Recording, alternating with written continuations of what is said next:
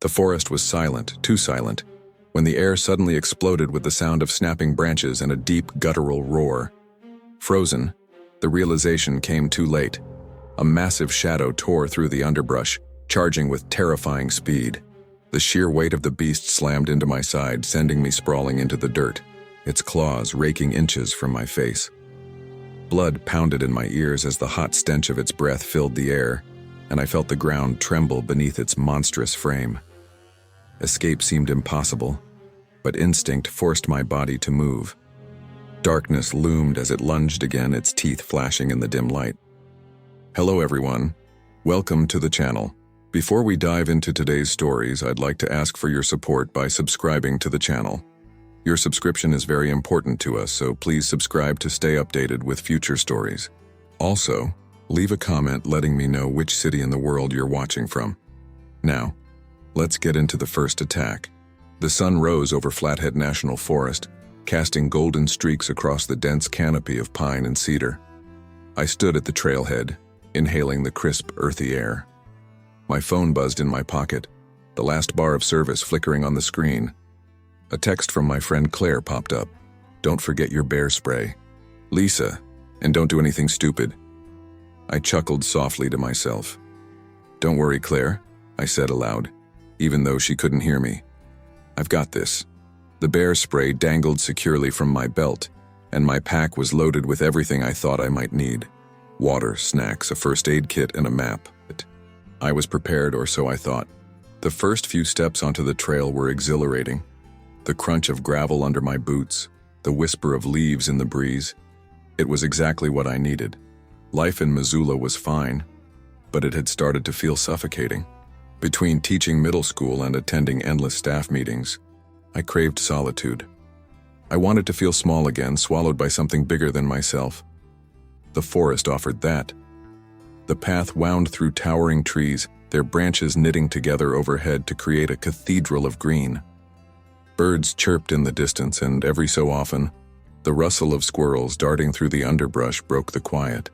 After about an hour, I paused at a wooden signpost with faded letters, Whispering Pines Loop, 7 miles. A longer hike than I'd planned, but I was feeling confident. The loop promised views of the valley, a babbling brook, and, according to the map, a picturesque meadow halfway through. It was perfect. As I adjusted my pack and started down the trail, a soft rustling noise caught my attention. I turned, squinting into the trees, but saw nothing. Probably just the wind. Shaking off the unease, I pressed on, the sound quickly forgotten. An hour later, I reached the meadow. Sunlight spilled across the clearing, turning the grass a vibrant green. Wildflowers dotted the landscape in bursts of yellow and purple, and the air was alive with the hum of insects. I dropped my pack near a flat rock and sat down to enjoy the view. Pulling out a granola bar, I let my gaze wander across the rolling hills and distant peaks. This, I muttered to myself, is exactly what I needed. The stillness of the moment was interrupted by the faintest crunch of twigs behind me. I froze. It was subtle, almost imperceptible, but there, turning my head slowly, I scanned the tree line. Nothing moved, but the uneasy chill returned, creeping up my spine. Probably a deer, I thought, forcing myself to relax. Montana was full of wildlife, and most of it wasn't interested in me. Still, I couldn't shake the feeling of being watched. I finished my granola bar quickly and stood, brushing the crumbs from my lap. All right, I said aloud, trying to steady my nerves. Let's keep moving. The trail narrowed as it re-entered the forest, the sunlight fading into dappled patches on the ground. The air felt heavier here, the kind of silence that pressed in on you. I focused on the rhythmic crunch of my boots on the dirt path, letting it ground me. Another sound broke through, the unmistakable snap of a branch. This time, it was louder, closer.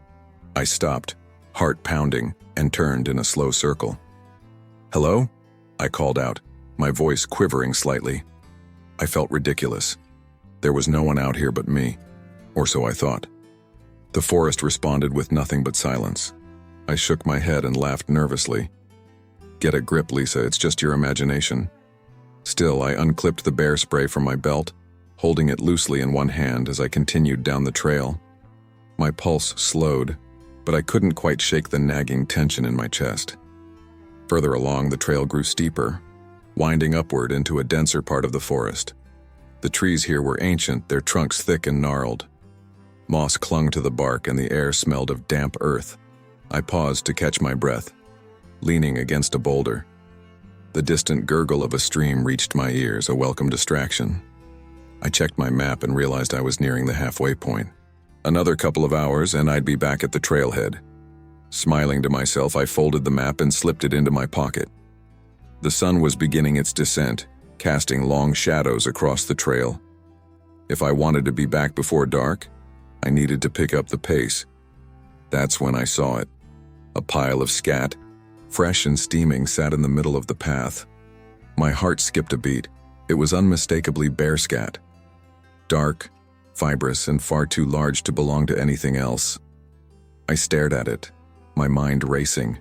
"Okay," I whispered, trying to recall everything I'd read about bear safety. "Stay calm, don't panic." Bears were common in this area, I reminded myself. Seeing signs of one didn't mean danger. They were more likely to avoid me than attack, at least that's what the article said. Still, the sight of it sent a jolt of fear through me. I reached for the bear spray, tightening my grip. A sudden rustling in the bushes to my left made me jump.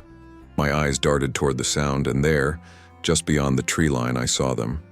2 bear cubs, their small, fuzzy bodies scrambling over a fallen log. My breath caught in my throat.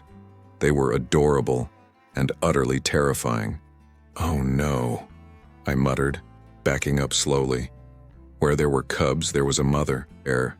Before I could process my next move, a low, guttural growl rolled through the forest. My blood turned to ice. Turning my head, I saw her. She emerged from the underbrush like a shadow come to life. Massive and golden brown, her eyes locked onto mine with an intensity that froze me in place. Her ears were flat against her head. Her lips curled back to reveal teeth that seemed too large to be real. My mouth went dry. "Easy," I said, barely above a whisper. "I'm not a threat." I didn't mean to. Before I could finish, she rose onto her hind legs, towering over me. Her roar shattered the silence, a sound so primal and ferocious it seemed to vibrate through my bones. The bear spray felt pitifully small in my hand. My instincts screamed at me to run, but I knew better. Running would make me prey. Instead, I backed away slowly, my eyes flicking between the mother bear and her cubs. She dropped back to all fours, snorting and pawing at the ground. "I'm going," I stammered, my voice shaking. "I'm leaving." The distance between us wasn't enough. She charged, a blur of muscle and fury, and I stumbled backward, my foot catching on a root. As I fell, I raised the bear spray, my fingers trembling on the trigger. Before I could fire, she was on me. I hit the ground hard, the air rushing from my lungs as the world spun around me.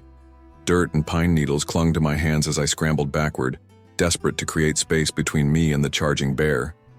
Her roar thundered in my ears, a guttural, earth-shaking sound that seemed to swallow all other noise in the forest. Her massive paws struck the ground with terrifying force as she closed the distance. Her eyes, dark and wild, were locked on me like I was the sole intruder in her kingdom. Instinct screamed at me to run, but logic held me still. I had read enough to know that running would only make things worse, would make me prey. With shaking hands, I pointed the bear spray in her direction and pressed the trigger. A sharp hiss cut through the air as the orange cloud erupted from the nozzle. The chemical spray caught the bear in the face, and for a split second, I thought it might work. It didn't. She recoiled, snorting and shaking her head, but the charge didn't stop. In one fluid motion, she swiped at the ground with her front paw, sending a spray of dirt and debris toward me. The force of her movement felt like a tremor in the earth itself. My heart hammered against my ribs as I realized the spray had only delayed her. "Oh God, no!" I gasped, fumbling to reposition myself. The bear's claws caught my leg before I could react. Pain exploded through my thigh as her claws tore through denim and flesh. I screamed, a raw, guttural sound that seemed to echo through the forest. My vision blurred with tears, but through the haze of pain I could see her massive form looming over me. "Stop!" I yelled, as if the word held any power here. "Please, no." Her growl was deafening as she hovered over me, her enormous body blocking out the sky. I curled into a ball, protecting my head and torso as best I could. The bear's hot breath washed over me, carrying the sharp scent of damp fur and wildness. Her claws raked across the ground so close that I could feel the dirt scatter against my skin. My mind raced with frantic thoughts. This is it. This is how people disappear in the wilderness. The cries of her cubs broke through the chaos. A high-pitched whimper carried through the trees, and for a brief moment, the bear's attention wavered. Her head jerked toward the sound, her ears flicking back and forth. The cubs were still nearby, hidden in the underbrush, and their calls seemed to calm her, or at least distract her. Taking advantage of the moment, I pressed my hands to the wound on my thigh, the warm stickiness of blood seeping through my fingers. The pain was excruciating, but I couldn't let it paralyze me. Every instinct I had screamed at me to get up, to move, to do something. Go back to them. I whispered hoarsely, my voice trembling. "You don't need to do this." She turned back to me, her massive head tilting slightly as if she were considering my words. But she didn't retreat. Instead, she stood her ground, watching me with an intensity that sent another wave of fear through my body.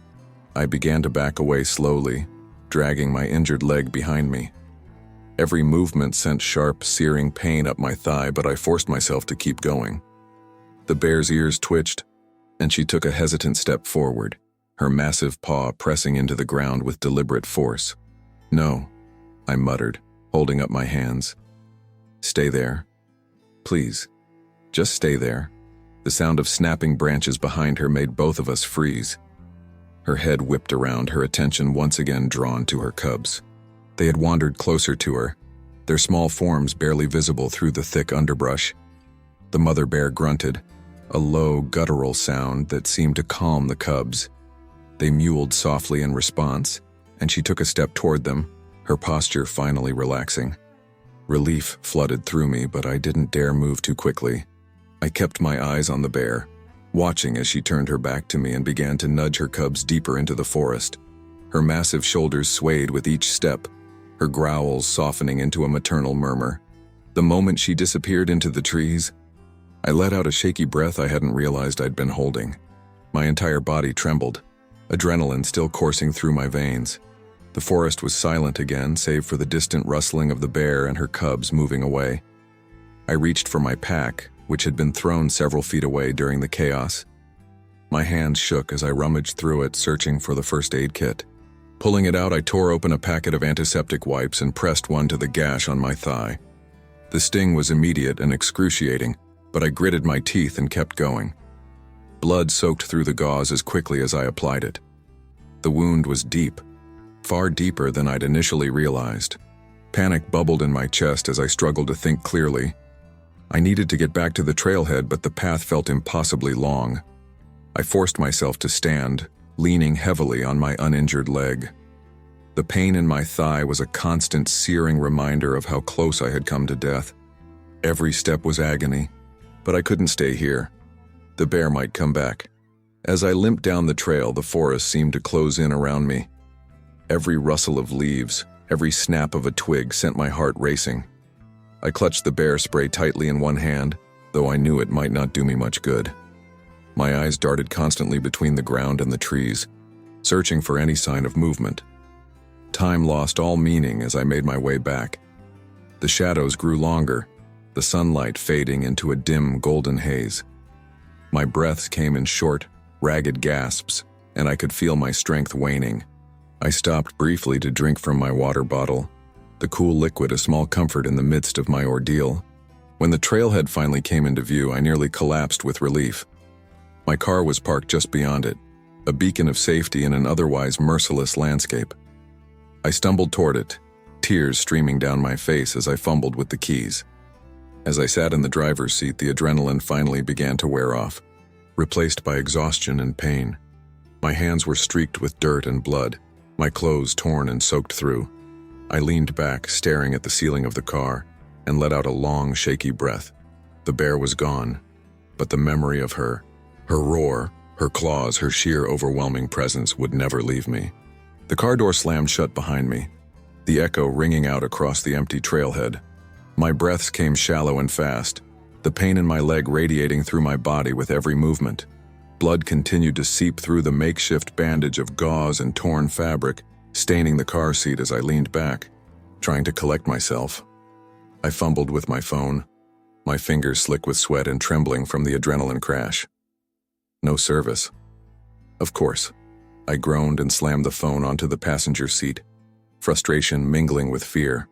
"Okay, Lisa," I muttered aloud. "You've been through worse. Well, maybe not worse, but you've been through tough stuff. Just breathe." I inhaled deeply, but the act of calming myself felt forced and hollow. I couldn't sit here for long. The nearest ranger station was about a 30-minute drive back down the dirt road, and every passing moment brought more blood loss and a creeping sense of danger. The bear was gone, but the wilderness felt alive with unseen threats. The car jolted as I turned onto the uneven road, each bump sending a fresh wave of pain through my leg. I kept glancing in the rearview mirror, half expecting the mother bear to materialize out of the trees, her hulking form blocking the road. But the forest remained still, the towering pines swallowing the fading light. My mind raced as I replayed the encounter. The way she had charged, the raw power in her movements. It was like watching a natural disaster unfold, one you couldn't stop or reason with. I knew better than to get between a bear and her cubs, yet somehow I had, and now I was lucky to be alive. As I neared the main road, a fresh jolt of pain snapped me out of my thoughts. I gritted my teeth, gripping the steering wheel tightly. My thigh burned and the makeshift bandage was soaked through. Blood loss was making me lightheaded, my vision swimming at the edges. "You're not dying," I told myself, though the words felt more like a plea than reassurance. "You just need help. You just need to—" The headlights of an oncoming truck cut through the trees, and I waved my arm frantically out the window. The truck slowed, its engine rumbling as it pulled over. A middle-aged man in a plaid shirt and a camo cap stepped out, his expression shifting from irritation to concern when he saw my bloodied leg. "Jesus Christ," he said, hurrying toward me. "What happened?" "A bear," I said hoarsely, my voice barely above a whisper. She charged me. I didn't mean to. Her cubs were there and—" Okay, he said, raising his hands as if to calm me. "Let's get you to some help." 15 minutes later, I was sitting in the back of the man's truck, wrapped in a scratchy wool blanket. He introduced himself as Don, a local hunter who knew the area well. His no-nonsense demeanor and steady presence were a lifeline as we sped toward the nearest ranger station. "You're lucky," Don said, glancing at me in the rearview mirror. "Grizzlies don't usually let you off with just a scratch." I laughed weakly, though it sounded more like a sob. "This doesn't feel like just a scratch?" Don gave a grim nod. "Fair, but it could have been worse. Much worse." The ranger station came into view, its wooden facade lit by a single porch light. Don pulled up and honked the horn twice. A woman in a green uniform stepped outside, her sharp eyes immediately taking in the situation. "What's going on here?" she asked, her voice brisk, but not unkind. "Bear attack," Don said, helping me out of the truck. She's hurt pretty bad." Inside, the ranger, her name tag read, Connolly, sat me down on a bench and began asking rapid-fire questions. Where had the attack happened? What time? What kind of bear? Were there cubs? I answered as best as I could, though my head was spinning and my body felt like it was shutting down. Connolly's pen scratched across her notebook as she documented every detail. "You said you used bear spray?" she asked, glancing up. "Yes," I said, wincing as she peeled back the blood-soaked fabric covering my leg. It slowed her down for a second, but it didn't stop her. Connolly nodded. "Sometimes it doesn't, especially with a sow defending her cubs. You were in her space and she saw you as a threat. I wasn't trying to—" My voice cracked, and I swallowed hard. "I didn't even see the cubs until it was too late." "Most people don't," Connolly said, her tone matter-of-fact. "You did the right thing by not running, though that probably saved your life." Another ranger, a younger man named Mike, appeared with a first aid kit. He set to work cleaning the wound, his brow furrowed in concentration. I bit down on my lip to keep from crying out as the antiseptic stung like fire. "This is deep," he said. "You're going to need stitches. A lot of them." "Is there a hospital nearby?" I asked, though I already knew the answer. "Kalispell's the closest, but it's over an hour away," Connolly said. "We can stabilize you here, but you'll need proper medical attention soon." As Mike bandaged my leg, Connolly continued her questioning. "Did the bear show any signs of unusual aggression? Aside from defending her cubs, I mean." I shook my head. "No, she was doing what bears do." I was in the wrong place. Connolly nodded, scribbling in her notebook again. "We'll file a report and notify Fish and Wildlife. They'll probably monitor the area for a while, but it doesn't sound like she's a problem bear." The term stung. "She wasn't a problem," I said sharply. "She was just being a mom." Connolly gave me a measured look. "That's fair. But any bear that comes into contact with humans like this is a concern. We'll do what we can to make sure no one else gets hurt." By the time Don drove me to the hospital in Kalispell, the adrenaline had fully worn off, replaced by a deep, bone-weary exhaustion. I was stitched up, pumped full of antibiotics, and told I was lucky to have escaped with my life. As I lay in the hospital bed that night, staring at the ceiling, the reality of what had happened began to sink in. The bear had nearly killed me, and yet I couldn't bring myself to feel angry or vengeful. She had been protecting her young, following instincts that were as ancient as the forest itself. I closed my eyes, the memory of her roar still echoing in my ears. It was a sound I knew I would never forget. The hospital room was quiet except for the faint hum of the overhead lights and the steady beep of the monitor beside me. My leg throbbed beneath the thick bandages, the stitches pulling uncomfortably every time I shifted. I stared at the ceiling, replaying the attack in my mind. The roar, the claws, the sheer primal fury of the bear. It was an image that refused to fade, burned into my memory like a brand. A knock at the door startled me. A moment later, Ranger Connolly stepped inside, her hat tucked under one arm. She gave me a small professional smile. "Lisa," she said, her voice calm and steady. "I wanted to check in on you before I headed back to the station." I nodded, struggling to sit up. "Thanks, I'm hanging in there, I guess." She pulled a chair closer to the bed and sat down, her notebook balanced on one knee. "You gave us quite a scare. I know it's not much comfort, but you're lucky to be alive." "I keep hearing that," I said, my voice dry. "Doesn't really feel lucky." Connolly's smile faded slightly, replaced by a more somber expression. "I know it doesn't, but you handled yourself well out there. A lot of people wouldn't have made it." I let out a bitter laugh. "Handling myself?" I panicked. "The bear spray didn't even stop her." "It's not a magic wand," she replied. "It's meant to give you a chance. Sometimes that's all it can do." She flipped open her notebook. "I need to finalize a few more details for the report. I know this is hard to relive, but it'll help us assess the situation and ensure the safety of others." I sighed, leaning back against the pillow. "Okay, what do you need to know?" Connolly glanced at her notes. "You said you didn't see the cubs at first. About how far were you from them when you noticed?" I closed my eyes, trying to picture the scene. Maybe 20, 30 feet? I don't know, it all happened so fast. "And the mother bear. Did she display any aggressive behavior before charging? Warning signs like huffing, bluff charges, that sort of thing?" "No," I said, shaking my head. "I didn't even see her until she stood up. She was just there all of a sudden." Connolly nodded, jotting something down. "That's not uncommon. Grizzlies are incredibly protective of their cubs. She saw you as a threat." "I wasn't trying to be a threat," I muttered, frustration creeping into my voice. "I didn't even know they were there." "No one does," she said gently. "Not until it's too late." The silence stretched between us, heavy with unspoken questions. Finally, I broke it. "What happens now?" "To the bear, I mean." Connolly hesitated, her pen hovering over the page. "It depends. We've notified Fish and Wildlife, and they'll monitor the area. But based on what you've described, this was a defensive attack. She was protecting her cubs. That's natural behavior, not abnormal aggression. So, she won't be put down?" "Not likely," Connolly said. "Unless she starts frequenting trails or campsites, she'll probably be left alone."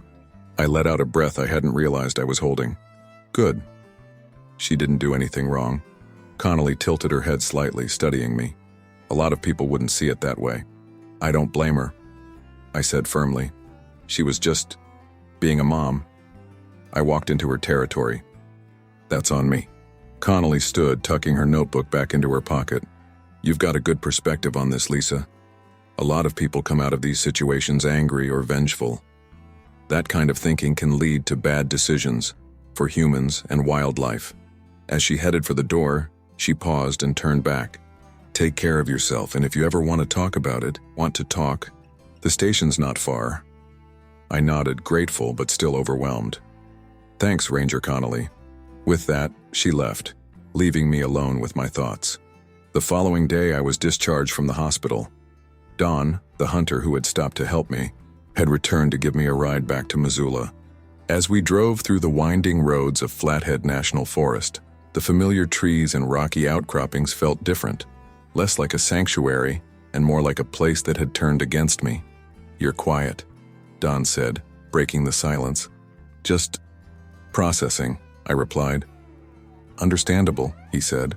You went through hell out there, not something you just forget. I glanced out the window, watching the trees blur past. What about you? Have you ever had a run-in like that? Don chuckled, though there was no humor in it. Once or twice. Nothing as bad as what you went through. But yeah, I've been close enough to know what that fear feels like. Does it ever go away? I asked. He shrugged. Not really. But it changes. Turns into respect, if that makes sense. You learn to understand the rules of the wild, and you stop taking it for granted. Back in Missoula, life resumed its ordinary rhythms. My leg healed slowly, the deep gash leaving behind an angry, jagged scar. I returned to teaching, my students buzzing with questions about my time off. Miss Carter, is it true you got attacked by a bear? One of them asked, his eyes wide with morbid fascination. Yeah, I said, trying to keep my tone light. But I'm okay now. Did you fight it? Another student chimed in. No, I said firmly. You don't fight a bear. You stay calm, try to protect yourself, and hope it leaves you alone. Their questions came fast and furious, each one more dramatic than the last. But I gave them the facts, nothing more. The truth was harrowing enough without embellishment. As the weeks passed, the scars on my leg faded slightly, but the memories remained vivid. Every time I closed my eyes, I saw the bear's face, her eyes, her teeth, her sheer, unstoppable power. I dreamed of her roar, waking in the middle of the night with my heart racing. I thought about what Connolly had said. She was just protecting her cubs.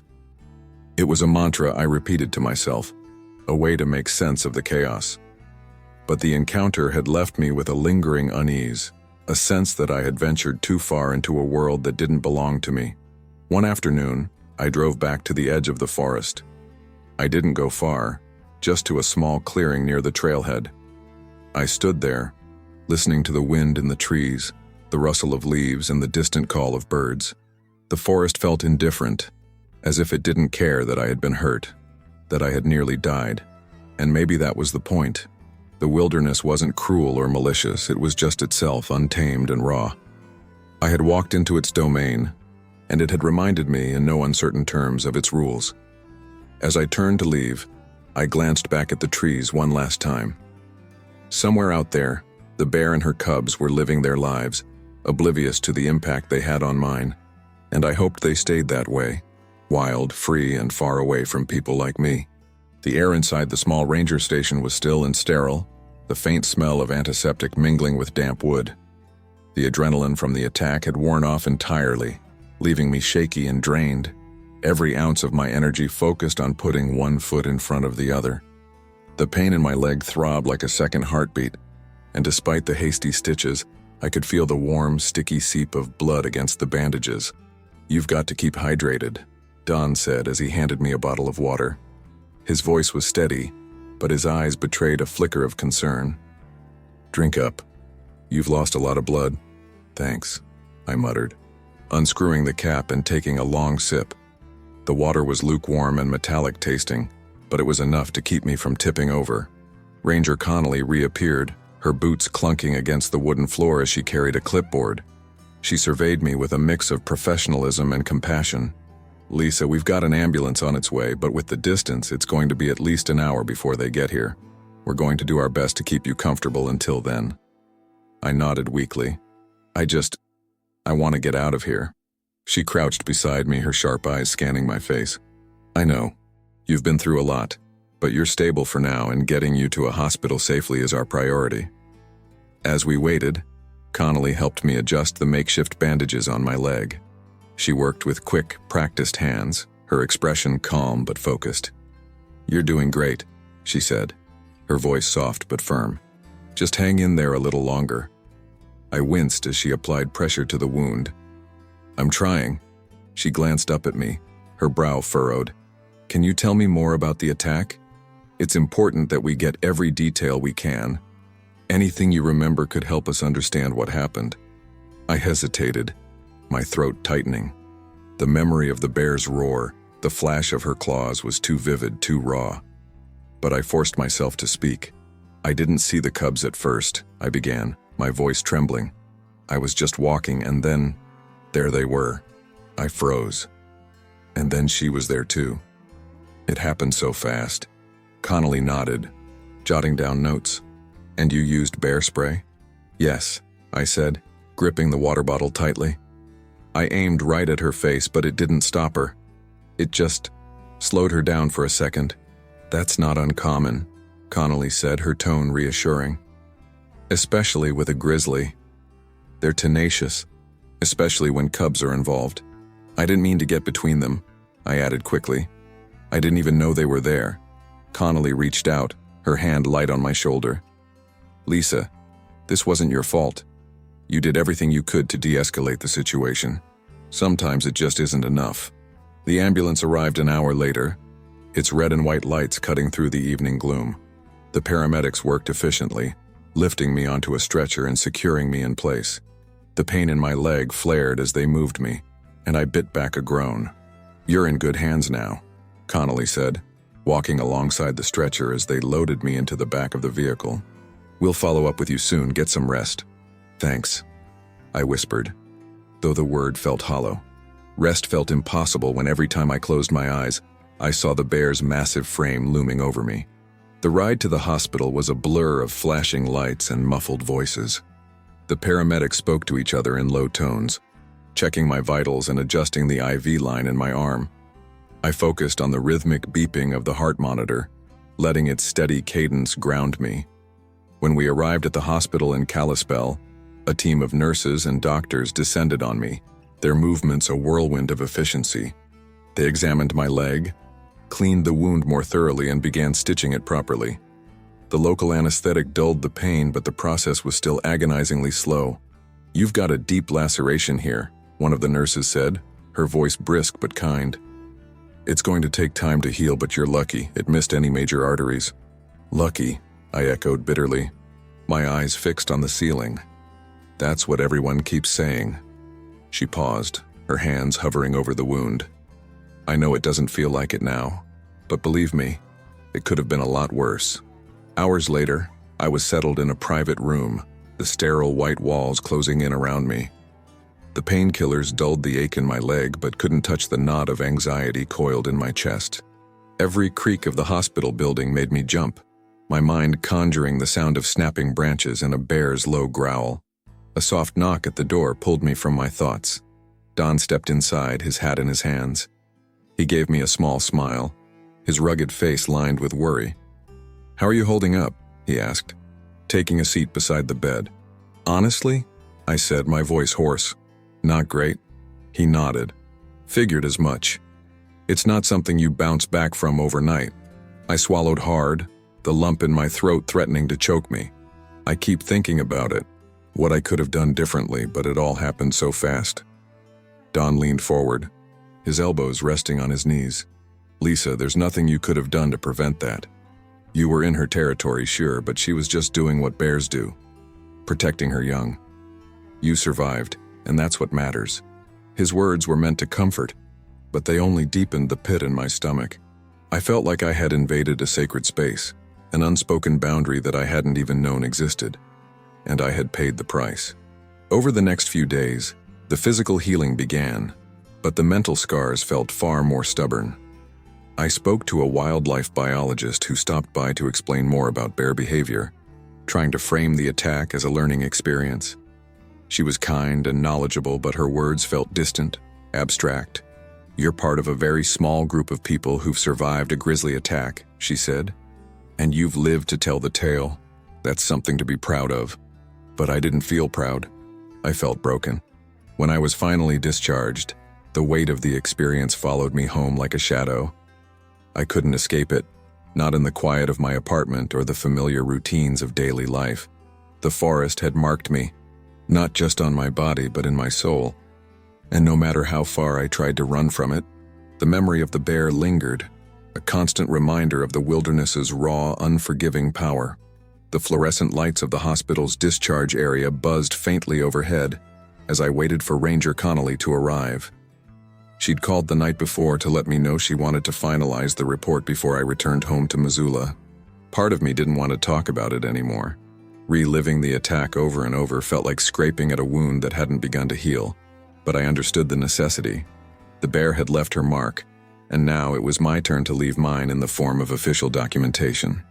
The automatic doors swished open, and Connolly walked in, clipboard tucked under one arm and a serious expression on her face. She offered me a small smile, her presence somehow grounding in its professionalism. "Lisa," she said, pulling up a chair across from me. "How are you holding up?"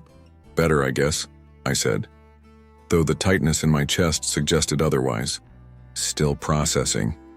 She nodded, setting the clipboard on the table between us. "That's to be expected. These kinds of encounters aren't something you just shake off." I gave her a weak smile. "You can say that again." She flipped open her clipboard, scanning her notes before meeting my gaze.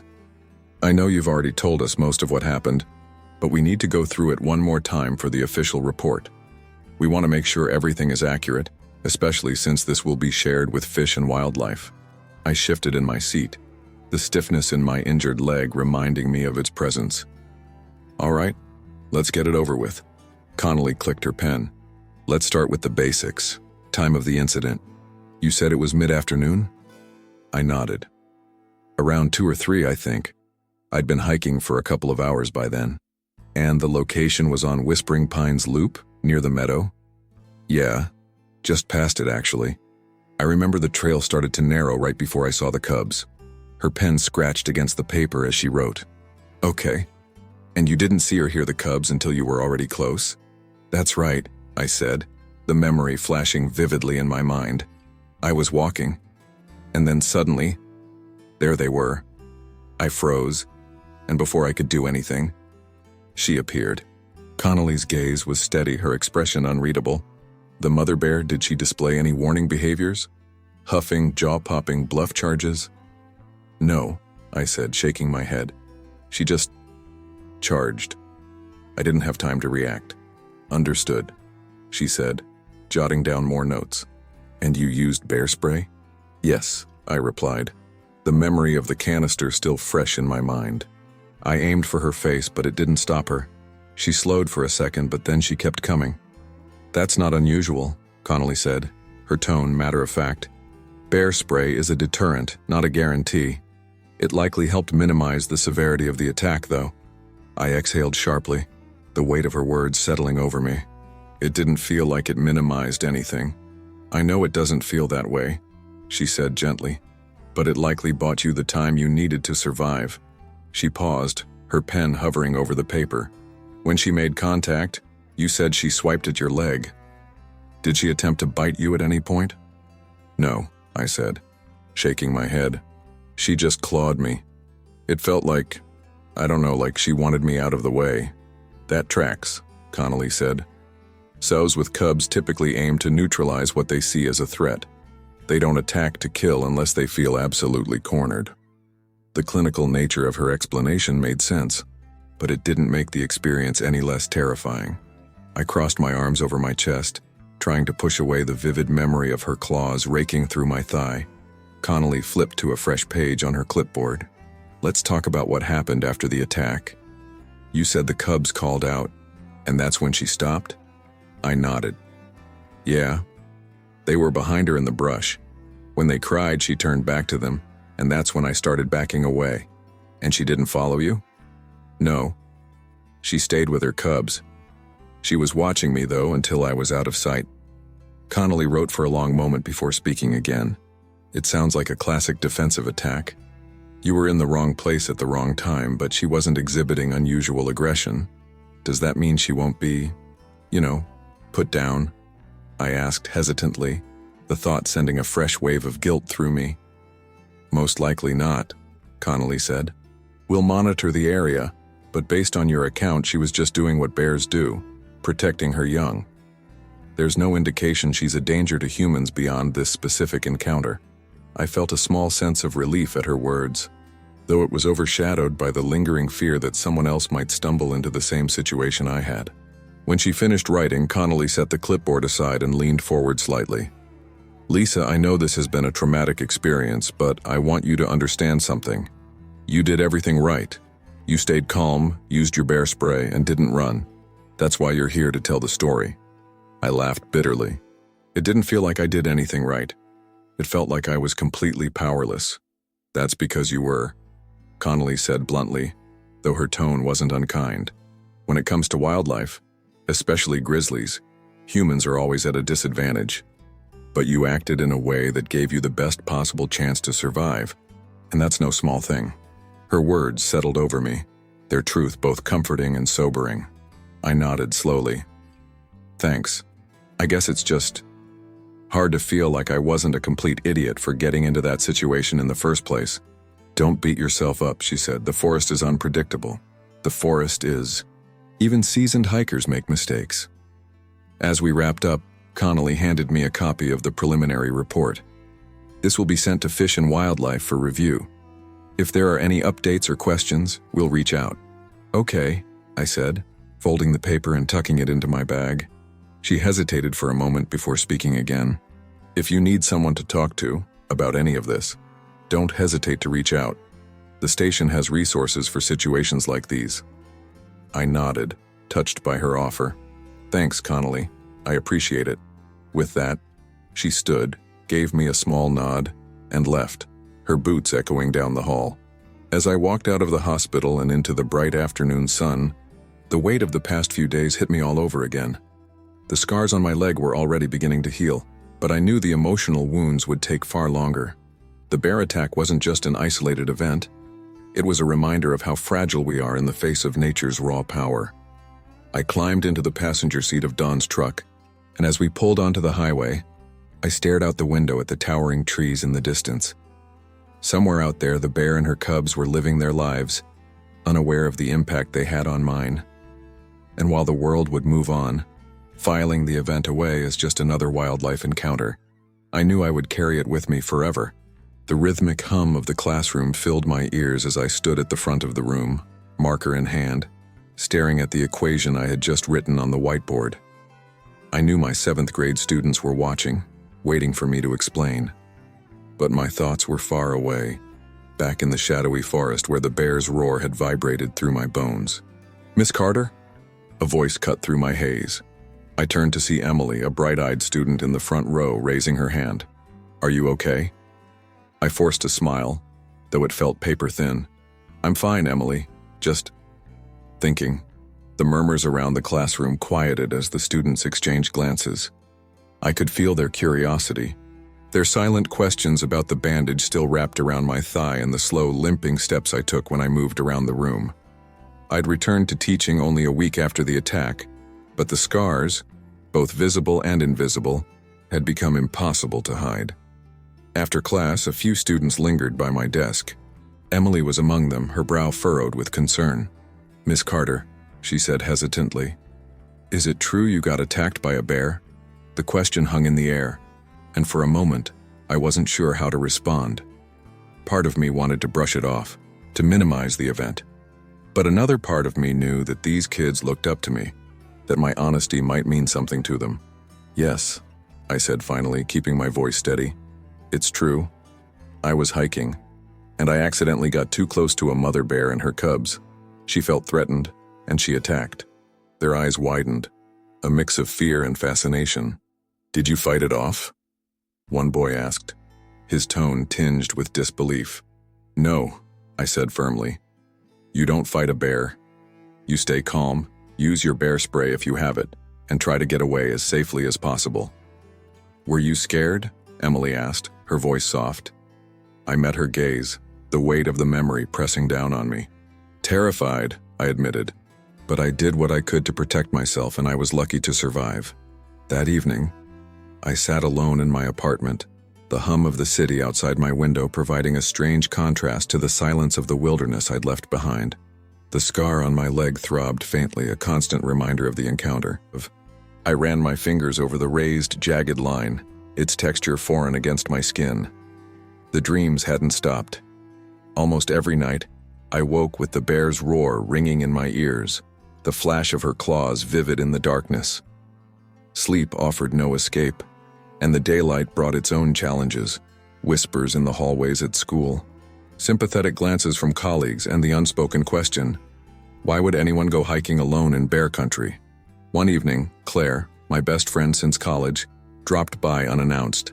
She carried a bottle of wine and a concerned expression, her curly hair pulled into a loose bun. "I figured you could use some company," she said, plopping onto my couch. "How are you holding up?" I shrugged, trying to play it off. "I'm fine." She gave me a look, one eyebrow arched. "Lisa, come on. You were attacked by a freaking bear. You're allowed to not be fine." I sighed, sinking into the couch beside her. "I don't know, Claire. Everyone keeps telling me how lucky I am, but I don't feel lucky. I feel haunted." Claire poured us each a glass of wine, her expression softening. "It's trauma, Lisa. You went through something horrible. It's going to take time to process." I sipped my wine, the warmth of it doing little to ease the cold knot in my stomach. I keep thinking about the bear, about how close I came to not making it. And then I think about her. She wasn't trying to kill me, you know? She was just protecting her cubs. "That doesn't make it any less terrifying," Claire said. "You don't have to justify what you went through." As the weeks turned into months, I began to fall back into the rhythms of normal life, though the attack never strayed far from my mind. The scar on my leg became a point of curiosity for my students and a conversation starter for strangers at the gym or grocery store. Each time I told the story, it felt a little easier, as if speaking the words aloud dulled their sharp edges. One Saturday, I visited a local nature center, drawn by a lecture on grizzly bear behavior. The speaker, a wildlife biologist named Dr. Amelia Vance, captivated the audience with her knowledge and passion for the creatures. "Grizzlies are not aggressive by nature," she explained. "They're highly intelligent and deeply protective of their young. Most bear attacks occur because humans inadvertently violate their space." After the lecture, I approached Dr. Vance, hesitant but compelled to share my story. "Thank you for the talk," I said, my voice uncertain. I had an encounter with a grizzly a few months ago." Her eyes widened slightly, and she nodded for me to continue. As I recounted the attack, she listened intently, her expression a mix of sympathy and professional curiosity. "You handled yourself well," she said when I finished. "Not many people survive a defensive attack like that without serious injuries. It's a testament to your presence of mind and to the mother bear's restraint." "Restraint?" I echoed, the word foreign in the context of what I'd experienced. "She could have done far more damage," Dr. Vance said gently. "But she didn't. She was warning you, protecting her cubs, not hunting you. It's an important distinction." Her words lingered with me long after I left the nature center. For the first time, I began to see the encounter not just as a harrowing ordeal, but as a moment of connection, however violent, with a creature driven by instinct and the fierce love of a mother. One evening, as the sun dipped below the horizon, I took a drive to the edge of Flathead National Forest. I didn't venture far, just to a small clearing near the trailhead where the towering pines framed the sky in shades of twilight.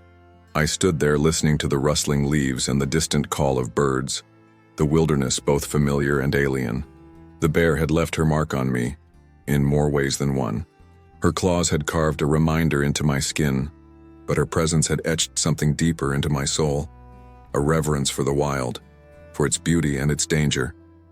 As I turned to leave, I glanced back at the forest one last time. Somewhere out there, she and her cubs were living their lives, untouched by the chaos they had brought to mine.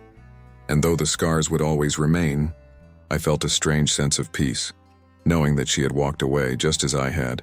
The forest loomed ahead as I parked my car at the Whispering Pines Loop trailhead. The late afternoon sun cast golden light through the towering pines, creating a patchwork of shadows on the dirt path. I hadn't planned on coming back, not to this place, not to the scene of my near-death encounter. But something had pulled me here, an invisible thread tying me to the forest that had both scarred and saved me. I stepped out of the car, the cool air brushing against my skin. My leg ached faintly, a reminder of the jagged scar hidden beneath my jeans. I adjusted the strap of my day pack, now filled with a few essentials, and began walking slowly toward the trail. The forest seemed quieter than I remembered, as if it were holding its breath. The first few steps felt heavy, each one dredging up flashes of memory. The snap of twigs, the low growl of the bear, the roar that had rattled my very bones. My pulse quickened, but I focused on the rhythm of my steps and the steady crunch of gravel beneath my boots. Half a mile in, I stopped at a small clearing where the trail forked. This was where I'd first spotted the cubs, their tiny forms rustling through the underbrush. My chest tightened as I imagined their mother emerging again, her massive frame charging through the trees. I shook off the thought and knelt to the ground, my hands brushing over the cool earth. I gathered a few small stones and stacked them carefully, one on top of the other, creating a simple cairn. It wasn't much, but it felt like a gesture of respect, a quiet acknowledgement of the moment that had changed me forever. "Thanks for letting me walk away," I murmured, my voice barely audible above the whisper of the wind. As I stood, the sound of footsteps behind me made me freeze. My heart leapt into my throat, the old fear surging back in an instant. I turned slowly, my breath hitching, only to see a young couple approaching, their backpacks slung casually over their shoulders.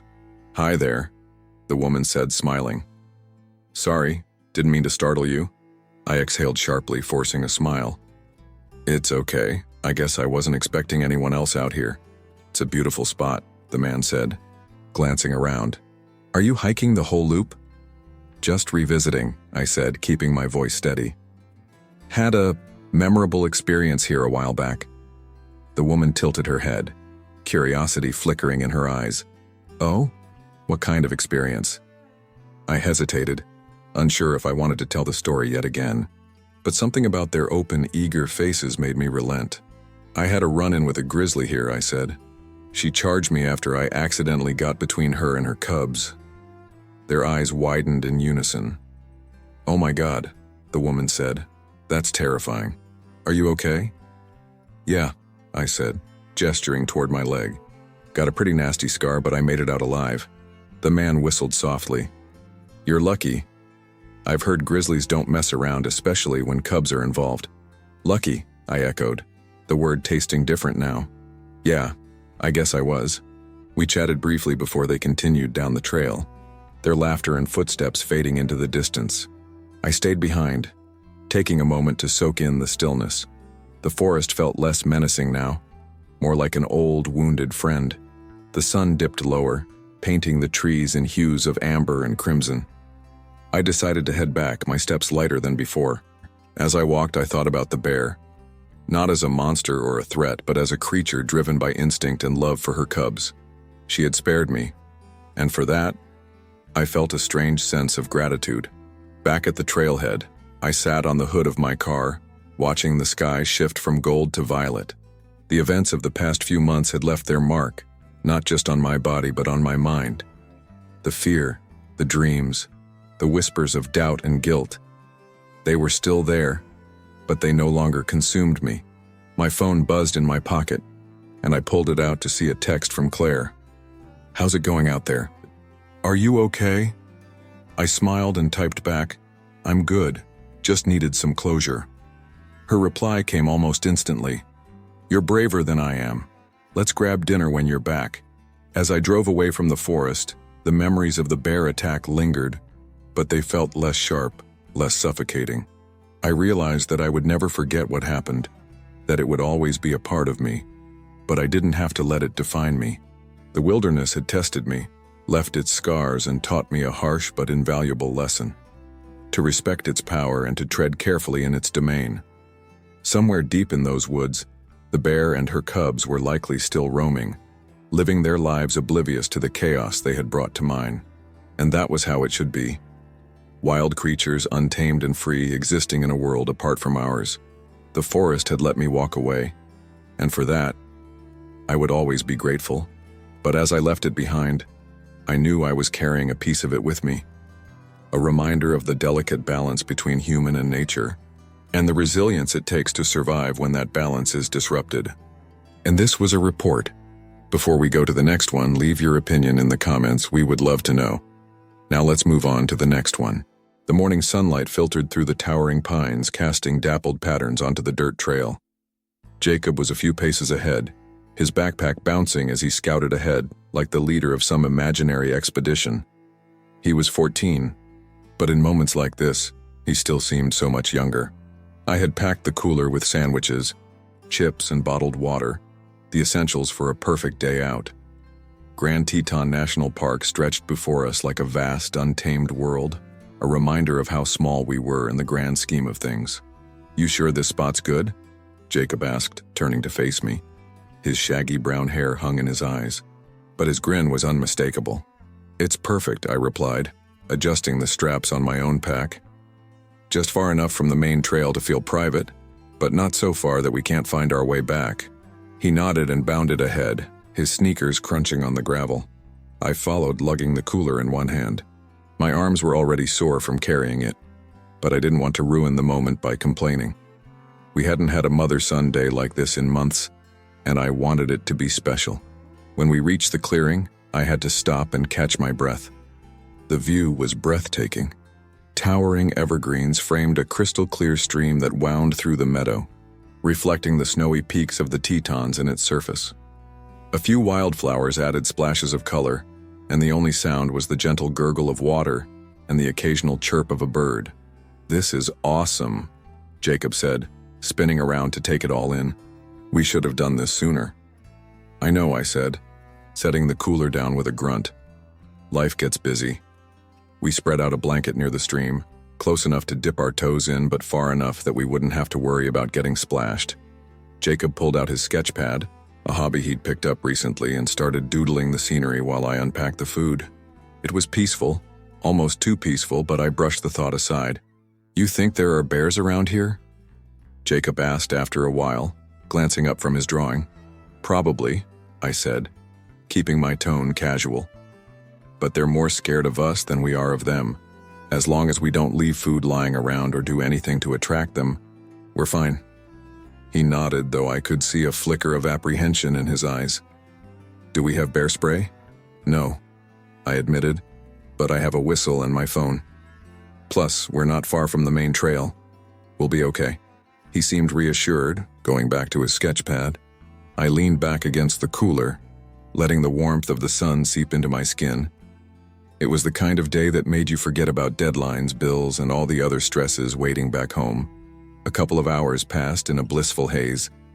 We ate our sandwiches, tossed breadcrumbs to a few curious birds, and played a short-lived game of cards before the wind claimed half the deck.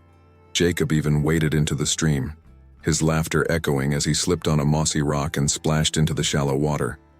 I laughed along with him, snapping a photo to embarrass him with later. "I'm starving again," he said, wringing out his shirt and flopping onto the blanket. "What else did you bring?" "There's chips and granola bars in the cooler," I said, handing him the key. "Help yourself." He popped it open, rummaging through the contents. "What about soda?" I sighed. "We didn't bring soda. Water's better for you." "Boring," he muttered, though he grabbed a bottle anyway. He tossed me one too before settling back against the blanket to snack. It was shortly after that when I felt it, the sense of being watched. It was subtle at first, like the prickling of the hairs on the back of my neck. I scanned the tree line, but everything looked normal. Just trees, sunlight, and shadows. Still, I couldn't shake the feeling. "Jacob," I said, keeping my voice even, "did you hear anything just now?" He frowned, setting down his granola bar. Like what? I don't know, rustling or something. He tilted his head, listening. The only sound was the babble of the stream. I don't hear anything, Mom. Never mind, I said, trying to shake it off. I reached for my water bottle, but my hand froze mid-air. There it was again, rustling. This time it was unmistakable. It came from the bushes about 20 feet away, where the tree line thickened. I squinted, my breath catching as a shadow moved within the foliage. A large shadow. Jacob, come here, I said, my voice tight. What's wrong? He asked, sitting up. Just come here. Slowly. He crawled toward me, his face paling as he followed my gaze. The shadow moved again, and then the bear stepped out. It was a black bear, but that did nothing to lessen the terror gripping me. Its size was staggering, its glossy coat rippling as it moved closer. Its nose twitched, clearly zeroed in on the cooler. Mom, Jacob whispered, his voice trembling. What do we do? Stay calm, I whispered back. Don't run, just stay still. The bear kept advancing, its dark eyes fixed on us. I knew what it wanted, and I silently cursed myself for bringing the cooler in the first place. I slowly stood, placing myself between Jacob and the bear. Go on, get, I shouted, waving my arms. My voice echoed in the clearing, but the bear didn't flinch. Mom, it's not working, Jacob said, his voice rising in panic. It's okay, I said, though it wasn't. Just stay behind me. The bear was close now, so close that I could see its claws, long and sharp as knives. It sniffed the air, then the ground, and took another step forward. My heart was hammering so hard I thought it might burst. Grab a rock, I whispered to Jacob. But don't throw it yet. Just hold it. He nodded, fumbling for a stone. I grabbed one too, my hand trembling as I raised it. The bear sniffed again, then huffed. A deep, guttural sound that sent a chill down my spine. Go on, I shouted again, my voice cracking. I threw the rock, aiming for the ground near the bear's feet.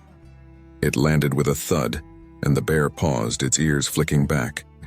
For a moment I thought it might leave, but then it lunged. The next few seconds were a blur. The bear charged the cooler, its jaws snapping down on the lid.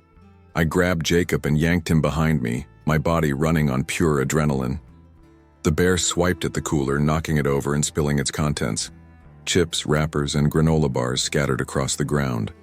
It tore into the food with a ferocity that was both awe-inspiring and terrifying. Jacob and I stayed frozen, barely breathing, as it devoured the remains of our picnic. Then, just as suddenly as it had appeared, it turned and lumbered back into the woods, disappearing into the shadows. For a long moment, neither of us moved. The clearing was silent again, but the tension hung heavy in the air. Mom, Jacob finally said, his voice shaking. What just happened? I couldn't answer. My legs felt like jelly and my arm throbbed where I'd scraped it diving to the ground. I turned to Jacob, pulling him into a tight hug. We're okay, I said, more to myself than him. We're okay. But deep down, I knew we weren't. Not really. The wilderness had shown its teeth, and it wasn't something we'd soon forget. The bear was closer now. Each step it took was deliberate, its massive paws pressing into the soft dirt with an unsettling silence. I couldn't look away from its dark, intelligent eyes. There was no malice in them, just a single-minded focus that sent a chill down my spine. Mom, Jacob whispered, his voice barely audible. What do we do? Stay calm, I said. Though my heart was pounding so hard it was a miracle the bear couldn't hear it. Don't move, don't run, just stay behind me. The bear sniffed the air, its large nose twitching as it caught the scent of our food. I cursed myself for not locking the cooler in the car after lunch. The ranger station pamphlet had been clear about bears being food conditioned, and yet I'd been careless. It took another step forward, its focus locked on the cooler behind me. We can't let it get the food, I muttered, more to myself than Jacob. If it learns to associate humans with food, it'll come back. Are you seriously worried about that right now? Jacob's voice was rising, panic slipping through his normally calm demeanor. It's a freaking bear, Mom. I know, I said quickly, holding out my arm to keep him behind me. Just stay close and don't make any sudden movements. The bear paused, tilting its head slightly as if sizing us up. Its ears flicked back and forth, catching every sound. The rustle of leaves, Jacob's uneven breathing, the distant babble of the stream. "I'm going to scare it off," I said, trying to sound confident. "What?" Jacob hissed. "Are you insane? You're not supposed to mess with bears." "Jacob, we don't have a choice," I said firmly, gripping the whistle around my neck. "If it gets the cooler, it might not stop there." Before he could argue further, I stepped forward and raised my arms high above my head. "Go on, get out of here," I shouted, my voice echoing across the clearing. The bear stopped. For a brief, heart-stopping moment, it stared at me, its black eyes narrowing. Then it huffed, a short, sharp sound that felt like a warning. "Mom, it's not leaving," Jacob whispered, clutching my sleeve. "Stay calm," I repeated, though my own nerves were fraying. "I'm going to throw something." I reached down, my fingers closing around a rock. It was smooth and cold, about the size of a baseball. My hands were shaking as I raised it, aiming for the ground near the bear's front paws. "Don't hit it," Jacob said, his voice barely audible. "Just scare it." I nodded, my throat dry. With a deep breath, I hurled the rock. It struck the dirt a few feet in front of the bear, sending up a small puff of dust. The bear froze, its ears pinning back. Its ears. For a moment I thought it might retreat. But then it huffed again, louder this time, and took a step forward. "Mom," Jacob whimpered. "It's not working." I didn't respond. My mind was racing, trying to remember every piece of advice I'd ever heard about bear encounters. Stand your ground, make yourself look big. Don't turn your back. The bear took another step, then another. It was so close now that I could see the scars on its muzzle, old marks that hinted at battles it had survived. My heart sank. This bear wasn't just hungry, it was bold, and it wasn't afraid of us. Suddenly it lunged. "Run!" I shouted. Grabbing Jacob's arm and yanking him backward. We stumbled over the blanket, nearly tripping as we scrambled to put distance between ourselves and the bear. It wasn't charging us, not exactly. It was going for the cooler. The bear swiped at the plastic lid, its claws slicing through it like paper. The sound was horrific, a screech of tearing plastic mixed with the bear's low, guttural grunts. "Mom, it's ripping it apart," Jacob cried, his voice high with panic. "I know," I shouted back, dragging him farther away. "Just stay with me." The bear's head shot up, its dark eyes darting toward us as if it was deciding whether we were a threat. For a moment, the world seemed to hold its breath. Then, mercifully, it went back to the cooler. "We need to get help," Jacob said, his voice trembling. "Call someone." I fumbled for my phone, my hands slick with sweat. The screen glared back at me, but there was no signal. My stomach dropped. "There's no reception," I said, my voice shaking. "What do we do?" Jacob asked, his eyes wide with fear. I glanced back at the bear. It had managed to pry the cooler open, its powerful jaws clamping down on a bag of chips. Wrappers and food spilled onto the ground as it tore through our supplies, its hunger overriding any concern about our presence. "We wait," I said finally. "We wait for it to leave." The next few minutes felt like an eternity. The bear devoured everything it could find, its massive frame moving with surprising grace as it sniffed out every crumb. Jacob and I crouched behind a tree, our breath shallow, our eyes never leaving the animal. "Mom," Jacob whispered, his voice tight. "What if it comes after us next?" "It won't," I said, though I wasn't entirely sure. "It just wants the food." He didn't look convinced, and I couldn't blame him. The bear was a force of nature, raw and unstoppable. Watching it up close, I realized how little control we really had out here. We were visitors in its territory, and it was reminding us of that in the most terrifying way possible. Finally, after what felt like hours, the bear began to move. It sniffed the ground one last time, then turned and lumbered back toward the trees.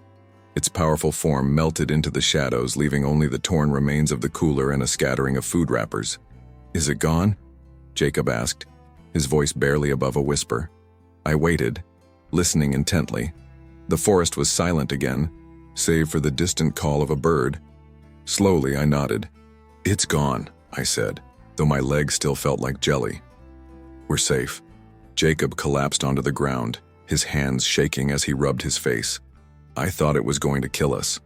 I sat down beside him, my own body trembling from the adrenaline crash. Me too. We sat in silence for a long moment, the enormity of what had just happened sinking in. The cooler was destroyed, its contents scattered across the clearing like the aftermath of a tornado. But we were alive. And that was all that mattered. "What do we do now?" Jacob asked finally. "We report it," I said, my voice steadier now. "We find a ranger and tell them everything." "And then what?" I looked at him, my heart aching at the fear in his eyes. "Then we go home," I said softly. "And we never forget how lucky we are." The bear didn't leave. It had dragged the cooler into the bushes, but instead of disappearing into the forest with its spoils, it lingered. We crouched behind the tree, Jacob gripping my arm so tightly I was sure I'd have bruises. My own hands were shaking as I watched the massive animal rummage through the plastic remnants, its growls a low guttural rumble that sent shivers down my spine. "Mom, it's not going away," Jacob whispered, his voice trembling. "Why isn't it leaving?" "I don't know," I admitted, my voice barely above a breath. "Maybe it smells more food." "We don't have any left," he said, panic creeping into his tone. "It took everything." "Keep your voice down," I said, gripping his shoulder. "We don't want to draw its attention." As if on cue, the bear's head lifted, its dark eyes scanning the clearing. For one heart-stopping moment, it looked directly at us. I could see its muzzle smeared with crumbs and grease and the powerful muscles of its shoulders as it rose onto its hind legs. It stood there, tall and menacing, sniffing the air. "Mom," Jacob whispered urgently, his voice cracking. "It sees us." "Stay calm," I said, though my heart was pounding so hard I thought it might burst from my chest. "Don't run, whatever happens, don't run." The bear dropped back onto all fours with a heavy thud and began moving toward us. My breath caught in my throat as it closed the distance, each step deliberate and terrifying. It wasn't in a hurry, it didn't need to be. We were trapped, and it knew it. "We need to do something," Jacob cried, his voice rising in panic. I scanned the ground around us, desperate for anything that might serve as a weapon. My hand closed around a thick branch, its surface rough and splintered. It wasn't much, but it was all I had. "Stay behind me," I said, gripping the branch like a baseball bat. "Whatever happens, don't move." "But Mom..." "Jacob, do as I say." My voice came out sharper than I intended, but it silenced him. He crouched lower behind the tree, his wide eyes locked on the bear. The bear was close now, so close I could see the individual hairs on its snout. It sniffed the air again, its nostrils flaring as it caught our scent. Then it huffed, a deep guttural sound that sent a wave of fear coursing through me. "Hey!" I shouted, raising the branch above my head. "Get out of here! Go!" The bear didn't stop. Its dark eyes seemed to glint with curiosity or maybe irritation as it took another step forward. My grip on the branch tightened. "Mom, don't..." Before Jacob could finish, the bear lunged. The impact was like being hit by a freight train. The branch flew from my hands as the bear's massive paw swiped my arm, claws tearing through my jacket and skin like tissue paper. Pain exploded in my shoulder, sharp and searing, and I stumbled backward, hitting the ground hard. "Mom!" Jacob screamed. I couldn't answer him. The world blurred around the edges as I clutched my arm, blood soaking through my jacket and dripping onto the dirt. The bear loomed over me, its breath hot and rank as it growled low in its throat. "Hey, leave her alone!" Jacob's voice was high and panicked, but it cut through the haze of pain. I turned my head just in time to see him hurl a rock at the bear. The rock struck its side with a dull thud, and the bear turned its head, startled. It gave a short, sharp roar, the sound reverberating through the clearing. For one terrifying moment, I thought it would go after Jacob. "Run, Jacob!" I shouted, my voice hoarse. "Run!" But he didn't move. He stood frozen, his face pale and his eyes wide with terror. The bear hesitated, torn between me and the boy. Its ears flicked back and forth, its growl deepening as it took a step toward Jacob. My heart dropped. I couldn't let it hurt him. Summoning every ounce of strength I had left, I pushed myself to my knees. The pain in my arm was excruciating, but I ignored it, grabbing a handful of dirt and leaves from the ground. "Over here!" I shouted, flinging the debris at the bear. "Come on." "You bastard, over here!" The bear turned back to me, its focus shifting. I scrambled to my feet, swaying unsteadily as adrenaline fought to keep me upright. "Mom, stop!" Jacob cried. "It's going to kill you." "Run!" I shouted again, locking eyes with him. "Now!" This time he listened. He turned and bolted toward the tree line, his footsteps echoing in my ears. Relief flooded through me, though it was short-lived. The bear was still here, and it wasn't leaving without a fight. The bear lunged again, its claws raking the ground where I'd been a second earlier. I stumbled backward, my injured arm hanging uselessly at my side. My vision blurred with tears of pain and fear, but I kept moving, putting as much distance as I could between me and the animal. "Help!"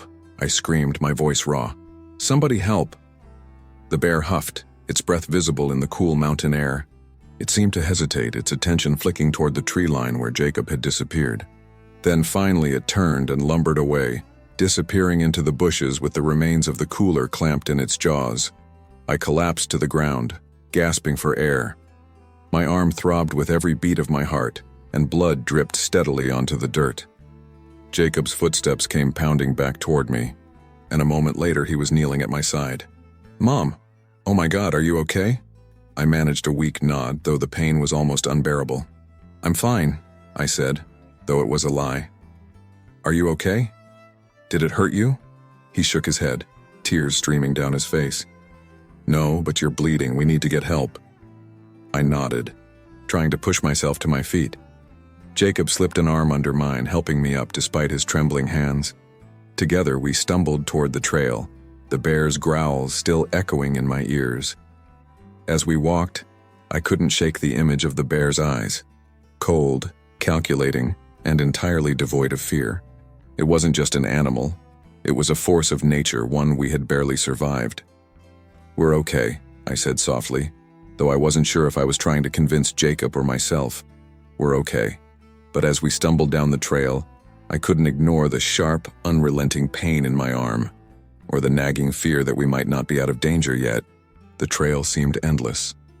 Every step sent a jolt of pain up my arm, and my head felt light, as if the ground beneath my feet might vanish at any moment. Jacob's grip on my waist was firm but trembling as he helped me stay upright. "Mom, we need to stop," he said, his voice cracking with panic. "You're bleeding too much." "We can't," I gasped, struggling to keep moving. "We have to reach the ranger station. They'll have supplies. Help. You're going to pass out." His eyes darted to my arm, where blood soaked through my jacket and dripped steadily onto the dirt. "I'm not passing out," I said, though my vision swam. "We just have to keep moving." It felt like hours, but we finally reached a clearing where the main trail widened. The sound of voices stopped me in my tracks.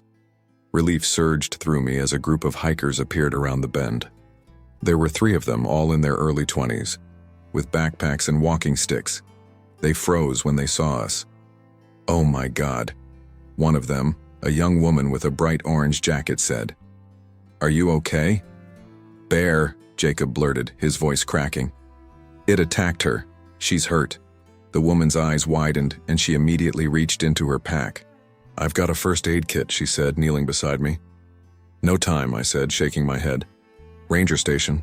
We need to get there." "Let me wrap it at least," she insisted, pulling out gauze and antiseptic wipes. "You're bleeding too much to keep going like this."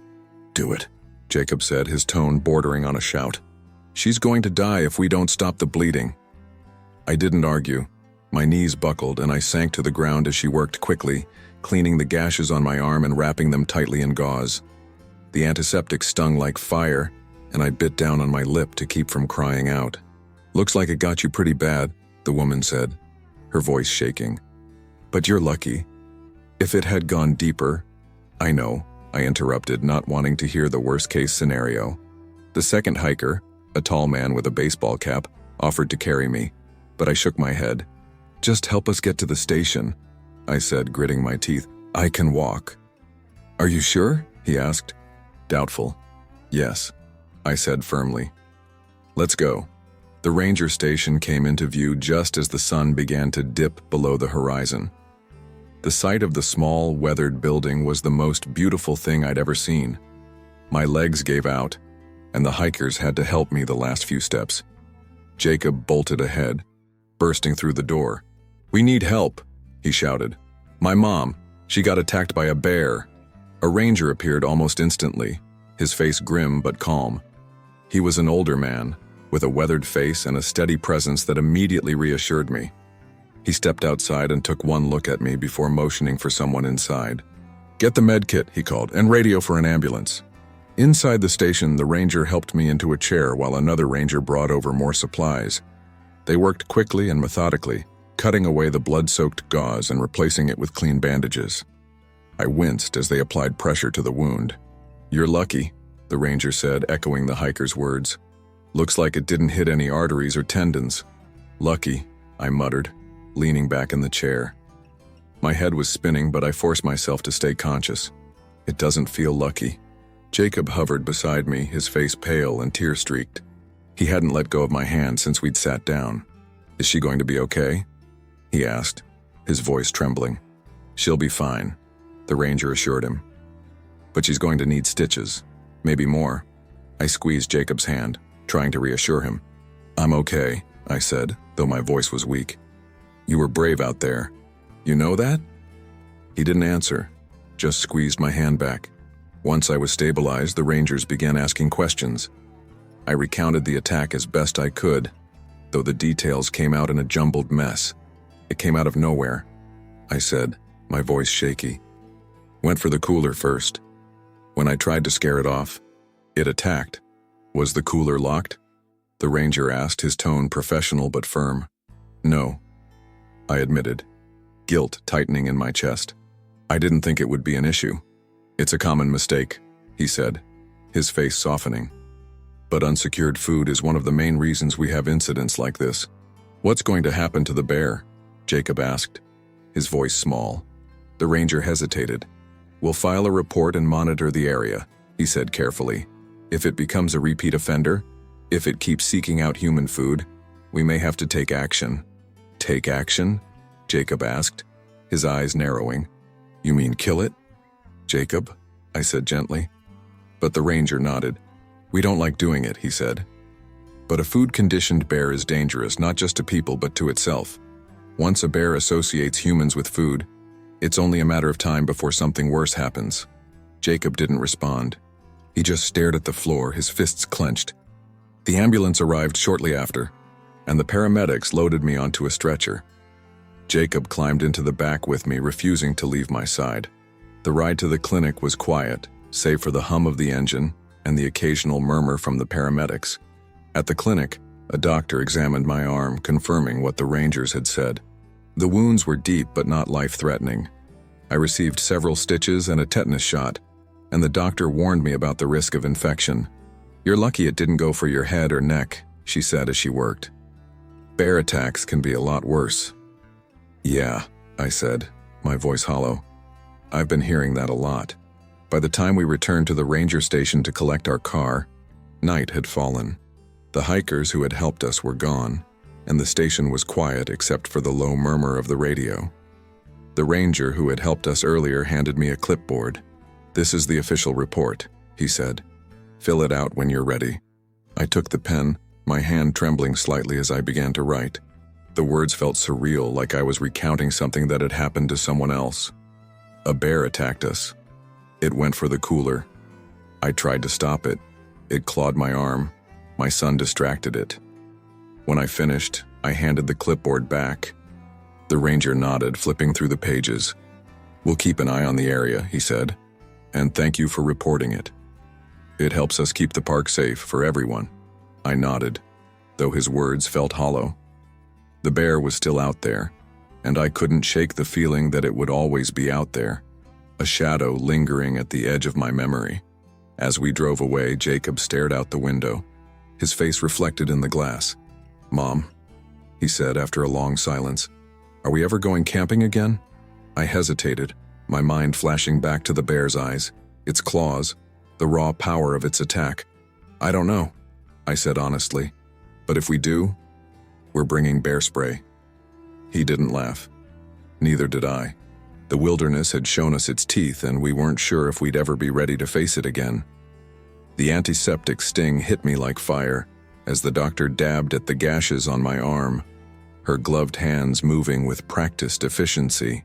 I hissed through clenched teeth, gripping the edge of the hospital bed as she worked.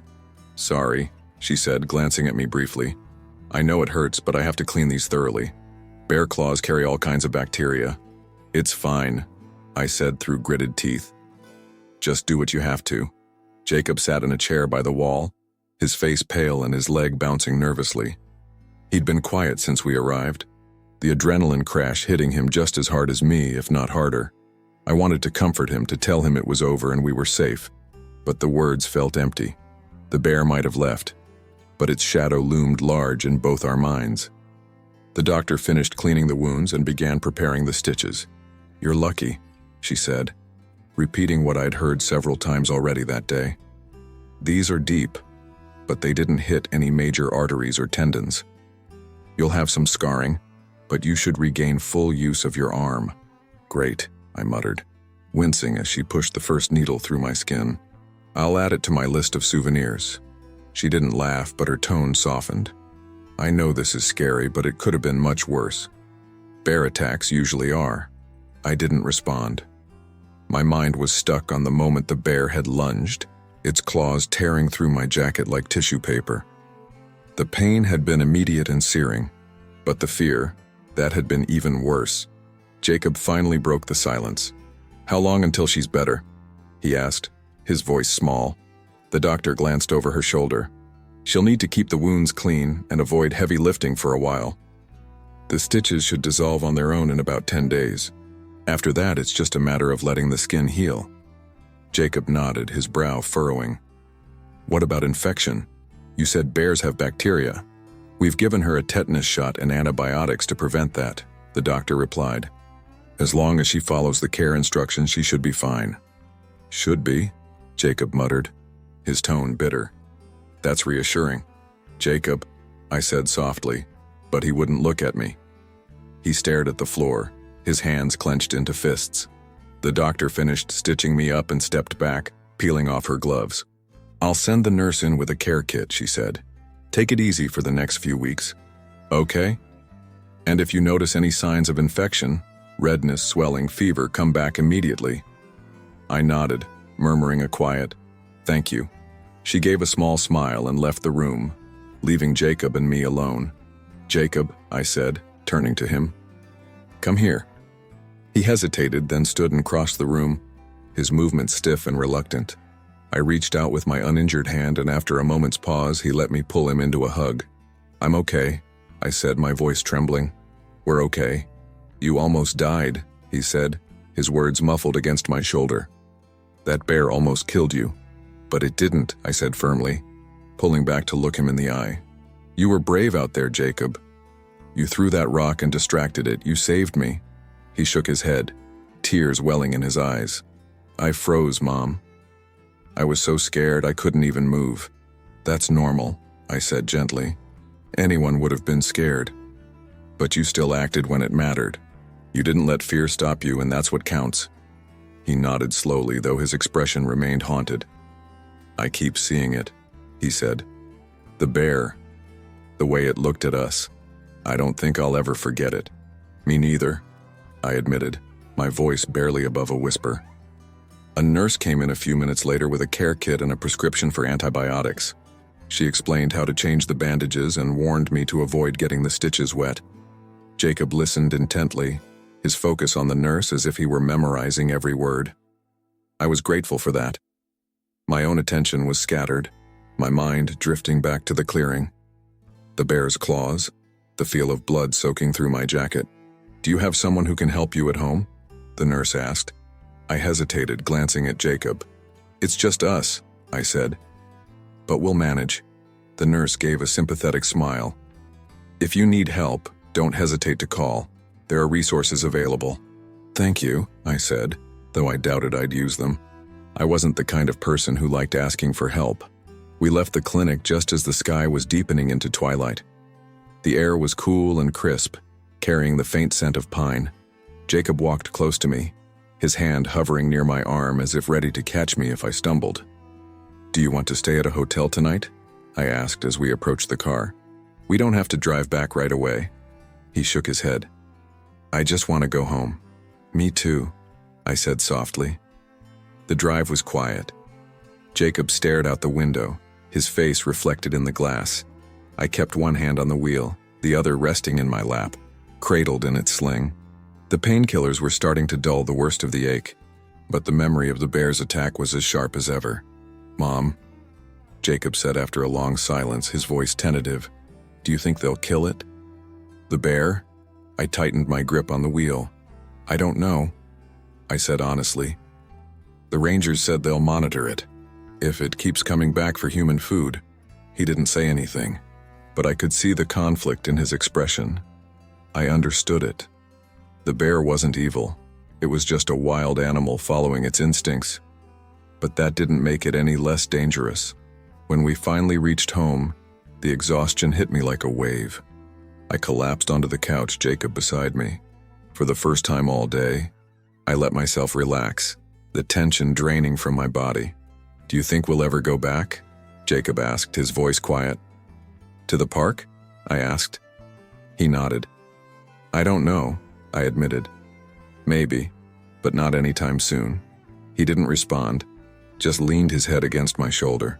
We sat there in silence, the shadows of the day still heavy around us. The bear was gone, but its mark remained on my arm, on our minds, on the fragile sense of safety we'd carried into the wilderness. It would heal, I knew, but like my scars, it would never fully fade. The ranger station felt colder this time. The comforting warmth I'd felt after being rescued had faded, replaced by an unease that pressed down on me like a heavy weight. The bright fluorescent lights overhead made the place feel sterile and clinical, a far cry from the wild, unpredictable chaos of the forest. Jacob and I sat across from a ranger at a small wooden desk, the only sound the faint hum of a radio in the background. The ranger, whose name tag read M. Carter, flipped through a clipboard of forms, his brow furrowed in concentration. He was in his late 40s with a weathered face and a calm, measured demeanor that seemed unshakable, but there was a hint of weariness in his expression, like he'd heard one too many stories like ours. "All right," he said finally, setting the clipboard down. "Let's go over this one more time." I took a deep breath, my bandaged arm resting on the desk. "The bear came out of the woods while we were picnicking," I began, my voice steady despite the memories flooding back. "It went straight for the cooler. I tried to scare it off, yelling, waving my arms, throwing a rock, but it didn't stop. When I got between it and the cooler, it swiped at me." "And the cooler wasn't secured?" Ranger Carter asked, his tone neutral. "No," I admitted, shame creeping into my voice. "I didn't think we needed to. We were just having lunch. I didn't think a bear would show up. It's a common mistake," he said, scribbling notes on the form. "Unfortunately, it's also one of the leading causes of bear incidents in the park." "I know that now," I said, glancing at Jacob. He sat stiffly beside me, his arms crossed and his eyes fixed on the floor. The ranger nodded and continued. "After the attack, the bear took the cooler into the woods. Did it show any further aggression toward you or your son?" "No," I said. "It just focused on the food. When we started moving away, it didn't follow us." "That's consistent with a food-conditioned bear," he said, tapping his pen against the clipboard. "It wasn't acting out of territorial aggression or defense, it was after the easy meal." Jacob spoke up, his voice sharp. "So, what happens now? Are you going to kill it?" Ranger Carter sighed, his calm facade cracking slightly. "That's not the first step," he said carefully. "We'll investigate the area and monitor the bear's behavior. If it becomes a repeat offender, if it continues seeking out human food or showing aggression, it may have to be euthanized." Jacob's fists clenched. "That's not fair," he said, his voice rising. "It's not the bear's fault. We're the ones who left the food out." "Jacob," I said softly, placing my good hand on his knee, but he shook it off. "It's true," he insisted, glaring at the ranger. "We were in its territory. We messed up and now the bear might pay for it." Ranger Carter met his gaze evenly. "I understand how you feel," he said. "Believe me, no one here wants to put down a bear, but we also have to think about visitor safety. A food-conditioned bear is a danger to everyone in the park, and to itself. Once a bear loses its natural fear of humans, it's only a matter of time before something worse happens. Jacob slumped back in his chair, his anger deflating into quiet frustration. "It still sucks," he muttered. "It does," Carter agreed. "But this is why education is so important. Securing food, keeping campsites clean, carrying bear spray, these are all things that can prevent incidents like this." I cleared my throat, breaking the heavy silence. "Will anyone else be warned about this bear? Other visitors?" "We'll put up notices at nearby trailheads," Carter said, "and we'll inform the other rangers to keep an eye out. But unless the bear shows repeated problematic behavior, there's no need to escalate." "So basically, it's business as usual," I said, unable to keep the bitterness out of my voice. "Like this never happened." Carter's expression softened. "I know it doesn't feel like enough," he said, "but the best thing we can do is use your experience to remind others of the risks. Your report will help us educate visitors and, hopefully, prevent future incidents." I nodded, though his words felt hollow. The bear was still out there, and while I understood the park's policies, it didn't make the situation any easier to accept. I filled out the rest of the paperwork in silence, my hand trembling slightly as I signed the final page. "Thank you," Carter said, taking the clipboard back. "We'll follow up with you if we need any additional information." "Thanks," I said, standing up. Jacob followed suit, though he kept his eyes averted. We turned to leave, but Carter called out after us. "One more thing," he said. "I know this was traumatic, but try not to let it keep you from enjoying the outdoors. Respecting nature and understanding its risks is part of the experience. You survived this, and that says a lot." I nodded, though his words did little to lift the weight on my chest. Jacob and I left the station without another word. The drive back to the motel was quiet. Jacob stared out the window, his face a mix of anger and sadness. I wanted to say something to comfort him, but I didn't know where to start. Finally, he broke the silence. "Do you think it's still out there, the bear?" "Probably," I said. "It's a big park. It could be miles away by now." He nodded, though his expression didn't change. "I hope they don't kill it," he said softly. "It didn't deserve that." "I know," I said, my voice barely above a whisper. "But they have to think about the bigger picture, the safety of other people." "Yeah," he said, his tone bitter. "Because people are more important than everything else." I didn't respond. I knew where his anger was coming from, but I also knew there was no easy answer. The wilderness was beautiful and dangerous, and trying to balance human activity with natural preservation was a constant struggle. Back at the motel, Jacob climbed into bed without a word, pulling the covers over his head.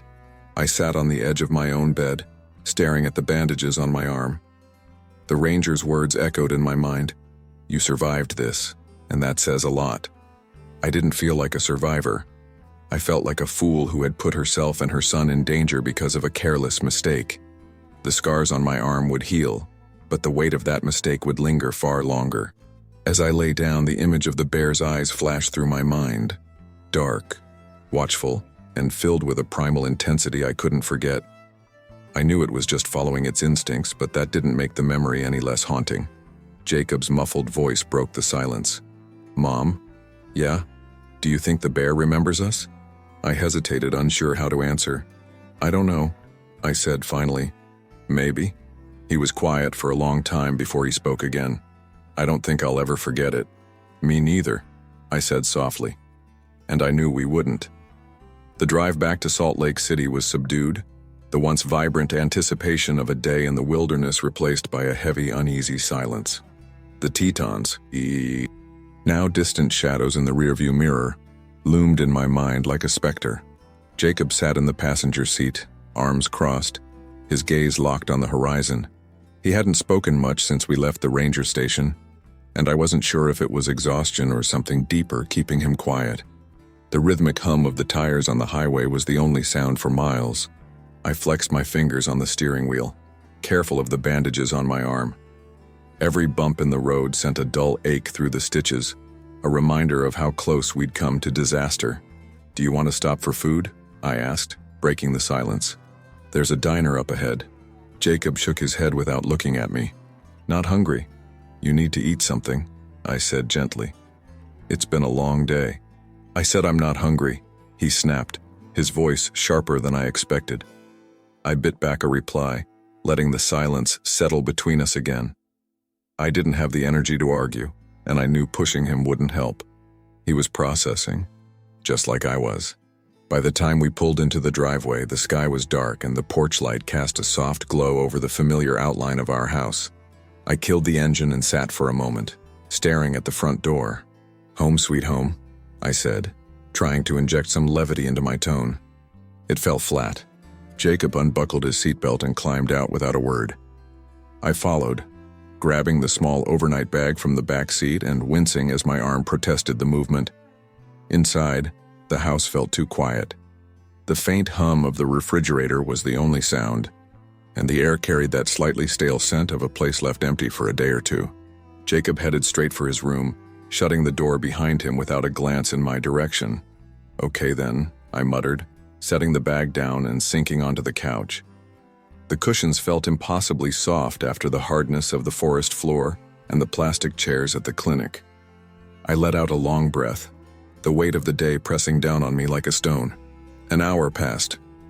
I reheated a frozen meal I didn't feel like eating, scrolling absently through my phone as the TV droned in the background.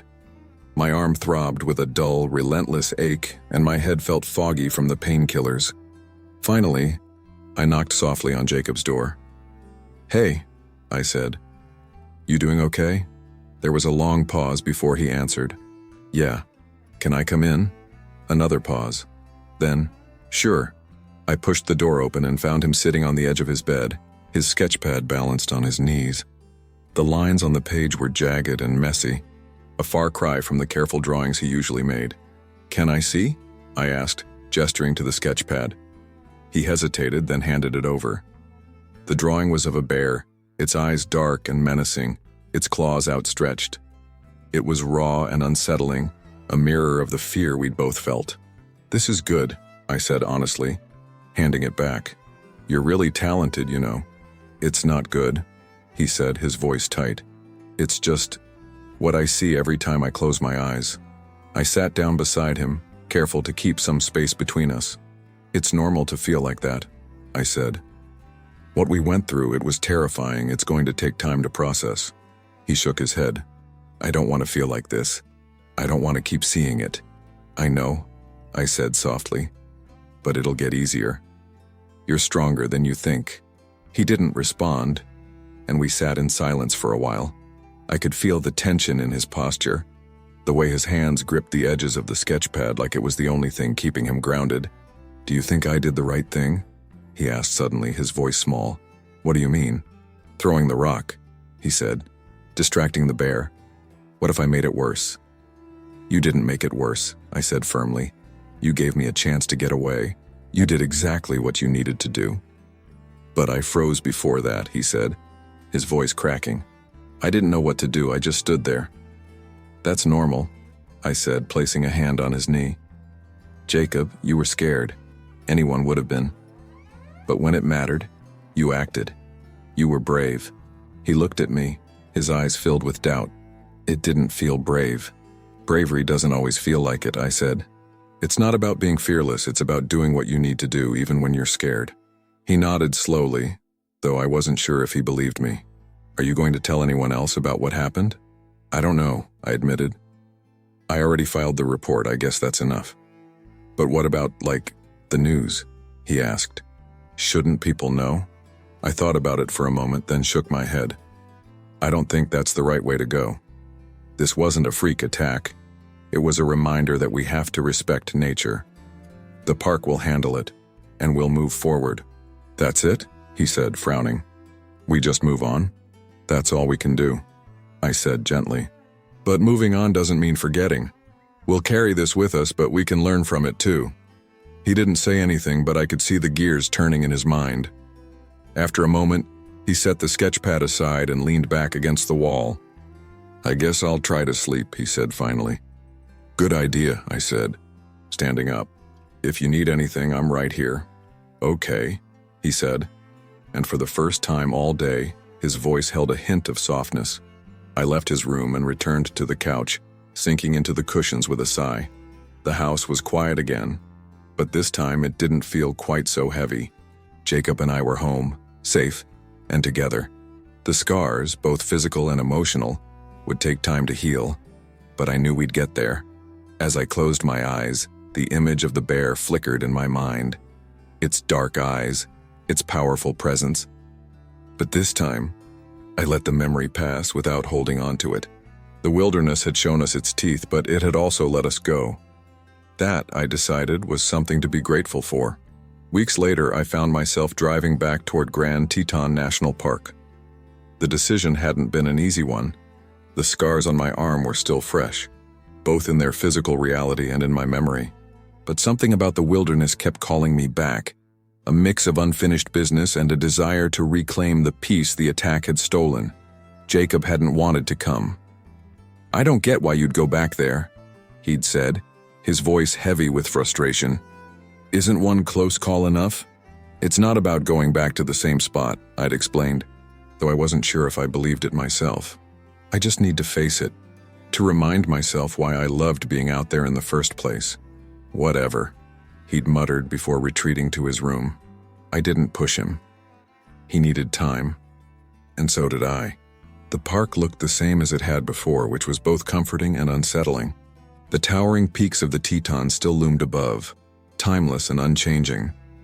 The air was crisp and clean, carrying the familiar scent of pine and earth. But as I parked my car and stepped onto the trail, the memories came rushing back. I followed the path slowly, my eyes scanning the tree line with a wariness I hadn't felt before.